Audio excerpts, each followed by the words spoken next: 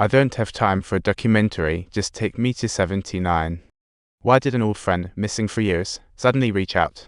To find out, Goodman speeds to the spot. This isolated spot resembles a vacation desert. Cameron lives in a dilapidated RV, now with grey hair. After seeing her idol, Goodman was as excited as a kid in a candy store, telling Cameron she binge-watched all her books and ghost shows, feeling like family. Cameron was like, hold up, let's cut the compliments, save those mushy words for your family.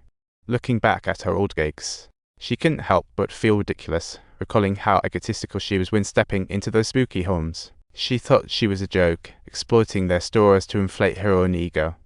Cameron even told Goodman, "Your work is a total coward show." Hearing this, Goodman couldn't hold it anymore.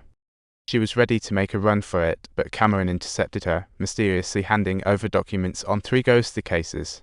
She couldn't explain the cases, driving her crazy. She hoped Goodman could investigate and report back the truth, because her only conclusion was that there really are unseen supernatural forces around us. If you want to debunk my theory, go investigate. Although Goodman looked puzzled, she promptly did as she was told and rushed off to investigate the 3 mysterious ghostly happenings. As she stepped out, she couldn't help but glance back, finding the first ghost encounter's subject, a guy called Tony, who just happened to be a homepage guy. Goodman wants to know about the spooky event. To understand him better, she asked questions. She asked Tony if he was married or dating anyone. Tony replied that he was indeed married, but his wife had long left the earthly plane. Left with a daughter, she had lockdown syndrome, paralyzed, able only to move her brain and eyes. Upon hearing this, Tony began to talk about the spooky incident, often working late into the night as a homepage designer. One day, he was daydreaming in the duty room as usual, and it was already 3:45 a.m., the time everyone's looking to quit. Suddenly, the room plunged into darkness, and Tony thought it was a sign of aging wiring, so he put down his tea and headed outside. Turns out, nothing was amiss. The lights came back on, and Tony returned to the room. But then the teacup was at the doorway, and Tony thought, "Who put the ghost in my cup?" but shrugged it off. He returned to his seat, but before long, the room was dark again, which really ticked him off. So, he dashed outside to check, only to find someone pulled the wires. Weird scratch marks were on the electric box. He started shining a flashlight, searching for who was playing pranks. Suddenly, a little girl in a yellow outfit emerged from the hallway, only to disappear as mysteriously as she had appeared under the light.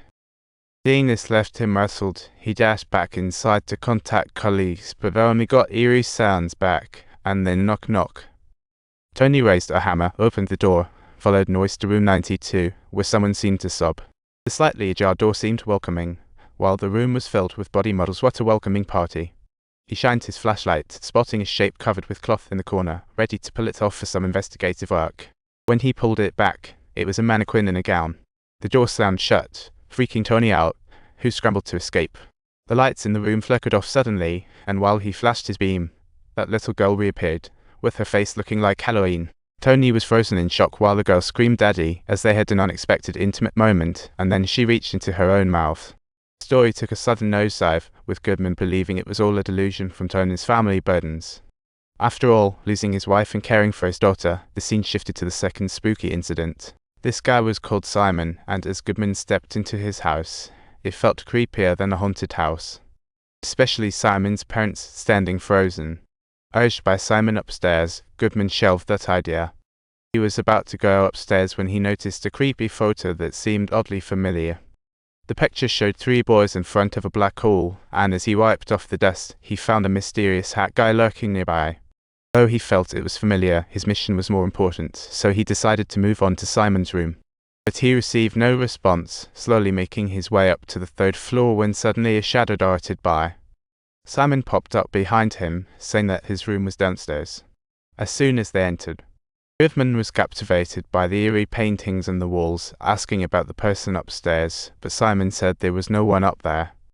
His brother once lived upstairs but moved out after marriage, so no one's there.